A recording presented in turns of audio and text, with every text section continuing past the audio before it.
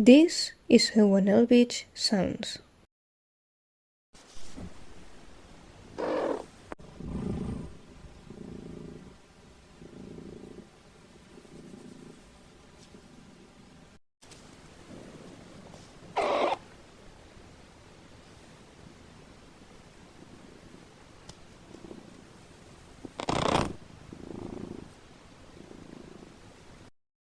Adding to their adorableness, these creatures purr in high pitches.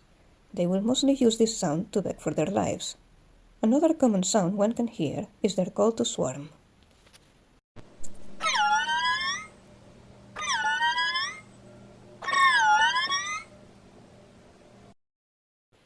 And when they're happy, they will sound like this.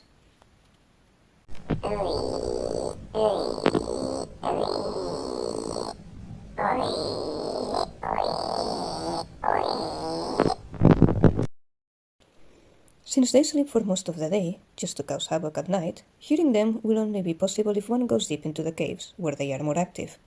This is also a bunch of noises to pay attention to on the basements. Hope you like learning about the Elwiches. And remember, as silly as they look and sound, my books are darker than that.